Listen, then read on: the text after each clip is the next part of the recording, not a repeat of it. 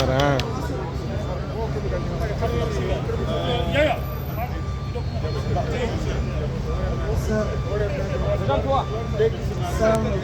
Salam alaikum.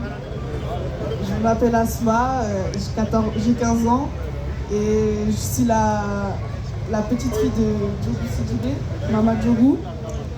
Et du coup, je vais faire un discours en son nom. Djogou Sidibé a été une mère, une grand-mère, une sœur, une amie pour nous tous. Mais à la date du 29 juillet, elle disparut alors qu'elle était dans son champ. Ce jour-là, nous avons tous eu une conviction de la retrouver en vie, mais ce fut autre, le 30 juillet vers 12h30, un jour qui nous marquera à jamais, dû au décès tragique de notre grand-mère retrouvée dans un sac, mutilée et brûlée. Assassinée par des lâches qui se sont mis à plusieurs sur une femme qui aurait pu être leur mère, elle a été dépiécée, brûlée et peut-être asphyxiée, balancée dans un sac blanc et jetée dans la brousse pour essayer de dissimuler toute trace.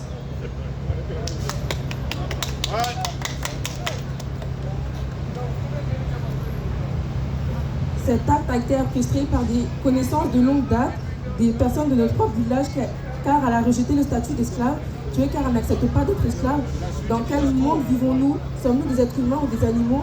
Ces hommes et femmes qui ont commis cet acte sans scrupules et sans crainte d'Allah ne peuvent être considérés comme des êtres humains et surtout des croyants prétendent être des musulmans alors qu'ils n'ont même pas pensé une seconde aux conséquences de leur acte, que ce soit dans la religion ou les peines que ça pourrait entraîner envers la famille de la victime.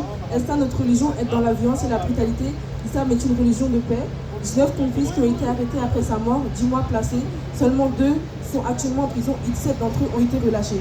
Ils ont sorti sans que personne ne soit au courant, ni les avocats, ni nous, la famille de la victime. Et toutes ces décisions ont été prises sans notre accord et sans jugement. Mettons fin à cette injustice. Comment cela peut être considéré comme normal? L'acte qu'ils ont commis est un crime contre l'humanité et ces individus, je dirais même ces assassins, ne devraient pas avoir un semblant de liberté. Après leur fait, la vie de Djogou Sidibé a été arrachée brusquement. Elle ne méritait pas cette mort et personne ne mérite de mourir ainsi. Comment la justice malienne peut être si corrompue pour laisser ces criminels en liberté? À ce jour, nous n'acceptons pas et n'accepterons jamais cette injustice. Merci.